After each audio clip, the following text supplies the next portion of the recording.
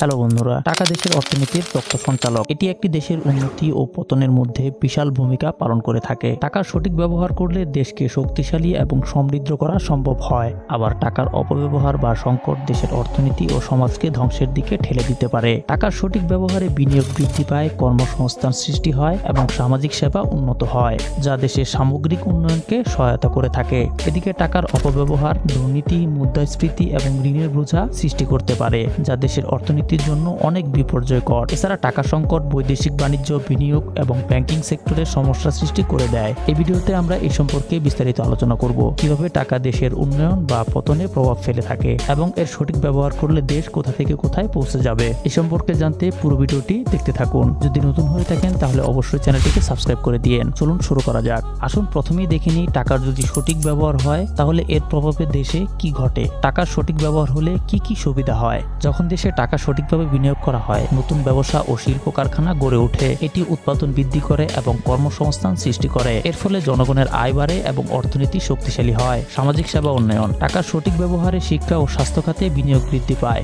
নতুন school, college, হাসপাতাল নির্মাণ করা হয়, যা জনগণের জীবনমান অনেক উন্নত করে দেয়। একটি সুস্থ ও শিক্ষিত জনগণ দেশের উন্নয়নে গুরুত্বপূর্ণ ভূমিকা পালন করে থাকে। সঠিকভাবে ব্যবহৃত টাকা বাজারে স্থিতিশীলতা বজায় রাখে, ব্যবসায়ীদের আস্থা বৃদ্ধি পায় এবং তারা বিনিয়োগ করতে অনেক আগ্রহী হয়। এখন আসুন দেখে নিই টাকার অপব্যবহার করলে তার পরিণতি কি হতে পারে। দুর্নীতি ও অপচয়। যদি টাকার অপব্যবহার হয়, যেমন দুর্নীতি বা অপ্রয়োজনীয় খরচ, তাহলে অর্থনীতি দুর্বল হয়ে পড়ে। প্রকল্পগুলো সফলতা হারায় এবং জনগণের কোনো সুবিধাই হয় না। যেমন ধরুন না শেখ হাসিনা সরকারের কথা। তিনি এমন কিছু প্রকল্প করেছে যেগুলোর কোনো দরকারই বাংলাদেশে ছিল না। যেমন হচ্ছে বঙ্গবন্ধু টানেল, তার কোনো প্রয়োজনই ছিল না। শুধু এত কারিকারি টাকা অপচয় করেছে, তার সাথে অনেক দুর্নীতি করেছে। মুদ্রাস্ফীতি। অতিরিক্ত টাকা ছাপানোর ফলে মুদ্রাস্ফীতি ঘটে থাকে। দ্রব্যমূল্য বেড়ে যায় এবং সাধারণ মানুষের ক্রয় ক্ষমতা কমে যায়। এটি ব্যবসার জন্য অনেক সমস্যার সৃষ্টি করে। মুদ্রাস্ফীতি বলতে চাইলেই কোনো দেশের রাজা তার ইচ্ছে মতো টাকা ছাপাতে পারবে না। যদি এমনটি করে তাহলে দ্রব্যমূল্যের দাম অনেক বেড়ে যাবে, কারণ তখন সবার কাছেই অনেক বেশি টাকা থাকবে, যার কারণে সে কোনো কাজকর্ম করতে চাইবে না, যার ফলে দ্রব্যের উৎপাদন কমে যাবে এবং এই দ্রব্যগুলো বাইরের দেশ থেকে নিয়ে আসতে হবে, যার ফলে একটি দেশে অনেক ধস নেমে যাবে। ঋণের বোঝা। অতিরিক্ত ঋণ নেওয়া হলে ঋণের বোঝা বেড়ে যায়। বিদেশি ঋণ পরিশোধ করতে গেলে কঠোর শর্ত মেনে চলতে হয়, যা দেশের উন্নয়ন কার্যক্রমে বাধা দেয়। যেমন ধরুন না কিছুদিন আগের পেট্রোলের কথা। পেট্রোলের দাম ছিল 89 টাকা, কিন্তু বাইরের দেশ থেকে ঋণ নেওয়ার কারণে তারা অনেক বেশি শর্ত দিয়ে বসে যে জ্বালানি খাতে কোনো রকম ভর্তুকি দেওয়া যাবে না। এই কারণে এক রাতেই জ্বালানির দাম বেড়ে যায় 89 টাকা থেকে 132 টাকা। টাকার সংকট ও এর প্রভাব। টাকার সংকটও একটি বড় সমস্যা।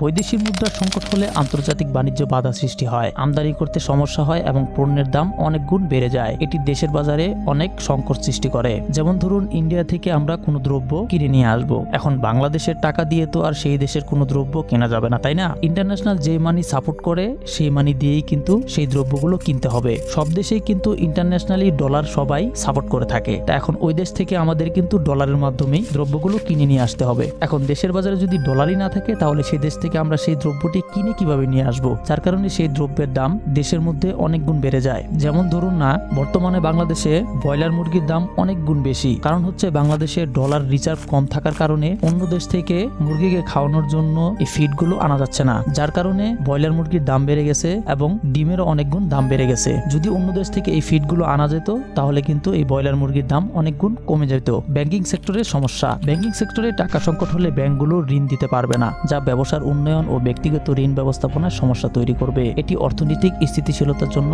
অনেক ক্ষতিকর। বর্তমানে বাংলাদেশে ব্যাংক সেক্টর অনেক বেশি সমস্যায় জর্জরিত হয়ে আছে, কারণ বাংলাদেশের অধিকাংশ ব্যাংকে বর্তমানে কোনো টাকাই নেই, কারণ শেখ হাসিনা সরকার সব কোটি টাকা বাইরের দেশে পাচার করে দিয়েছে। এখন বুঝতে পারলেন যে টাকা দেশের অর্থনীতিতে কিভাবে গুরুত্বপূর্ণ ভূমিকা পালন করে থাকে। টাকার সঠিক ব্যবহারে দেশ উন্নতির পথে এগিয়ে যায়, আর তার অপব্যবহার বা সংকট হলে অর্থনীতি অনেক ক্ষতিগ্রস্ত হয়। এই তো গেল টাকার ব্যবহার। আচ্ছা, আপনারা হয়তোবা দেখে থাকবেন আমাদের এই বাংলাদেশের আনাচে কানাচে অনেক নদী বয়ে গিয়েছে, আমরা কিন্তু সেগুলোর কোনো দামই দিচ্ছি না। অনেক বর্জ্য আবর্জনা ফেলে সেগুলোকে নষ্ট করে ফেলতেছি। অন্যদিকে মিশরে শুধুমাত্র এই কৃষিকে এগিয়ে নিয়ে যাওয়ার জন্য তাদের দেশের মধ্য দিয়ে একটি কৃত্রিম নদী বানাচ্ছে, যার খরচ 9.2 বিলিয়ন ডলার। এই সম্পর্কে জানতে এই ভিডিওটি দেখতে পারেন। তো কেমন লাগলো আজকের ভিডিওটি? যদি ভালো লেগেই থাকে তাহলে একটি লাইক করতে পারেন, কমেন্টে জানাতে পারেন আপনার মতামত। এমন আনকমন এবং ইন্টারেস্টিং ভিডিও পেতে আমাদের চ্যানেলটি সাবস্ক্রাইব করতে পারেন। ধন্যবাদ।